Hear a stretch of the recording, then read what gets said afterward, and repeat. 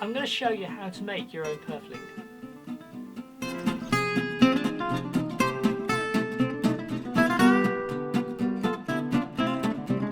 By purfling, I mean very thin square section strips of wood used for edging and general inlay work, particularly on guitars, which is what I'm going to use it for.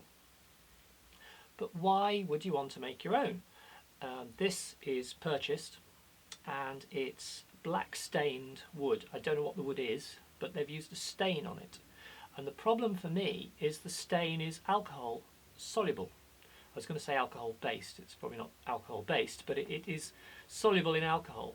And that means that if I French polish the guitar, which is quite likely, the stain will run and it'll smear across the white spruce next to it, which is not good.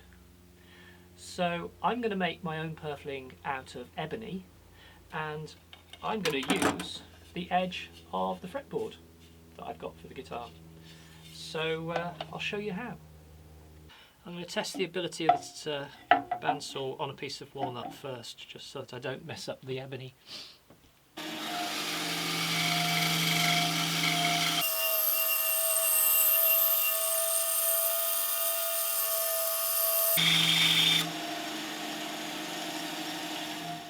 You'll notice I've got the fence twisted a little bit. It's not perpendicular to the table, and that's because the blade tends to twist as it's cutting. I think it may be largely to do with the tolerances in the manufacture of this support. It's the bushings are off-centered slightly.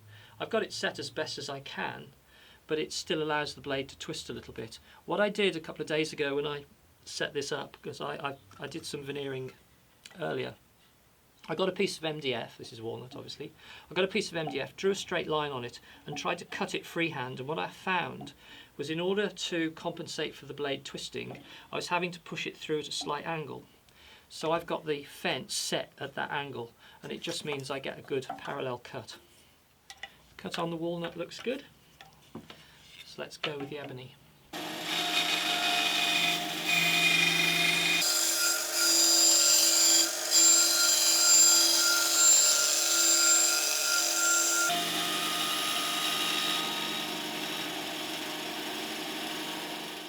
And yes, I had to move the camera out of the way. The tripod was stopping it going right the way through. Oh dear. Here I'm taking it down to 1.5mm. I did about 10 passes with 1/8 of a turn of the adjuster each time, which is about 0.1 of a millimetre. This insert here, it's not really a zero clearance insert as far as the surround of the blade. What it's actually there for is to lift the work off the table, because the fence is proud of the table, and this will just slip straight underneath. Brilliant. Let's see how we go on.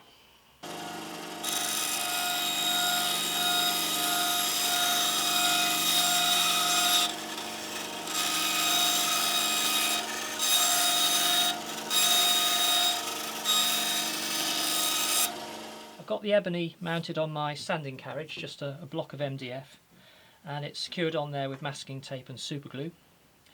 The strips of ebony are sawn face upwards, which is a little bit uneven, but that doesn't matter because we're about to sand. And I've put a couple of strips of the walnut test strip that I used either side of it to make sure they don't tip over, so they should be stable going through the sander. And we're just going to take it down until it's 1.5mm square. The white chalk you see there was just me marking the sawn face, so I made sure I got them the right way up, so we get some nice parallel sides.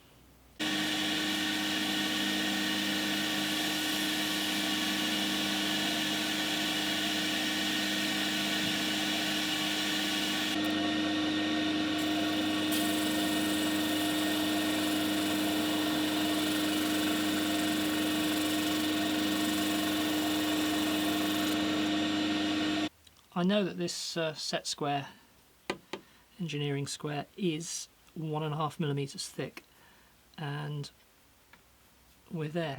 Actually, I made a small error here. I hadn't realised the dust adhering to the masking tape was adding 0.2mm to the thickness. so I ended up with 1.7mm purfling instead of my target 1.5mm. What I should maybe have done was cut the masking tape away at that point and put a couple of layers sticky side down that the dust wouldn't adhere to give me a more accurate measure, but in the end I'm happy with 1.7mm.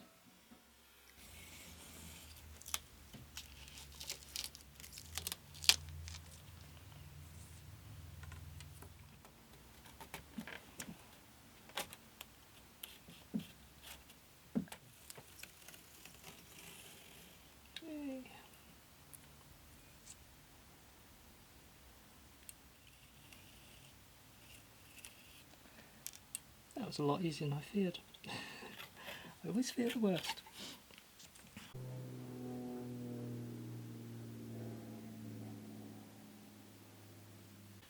Success!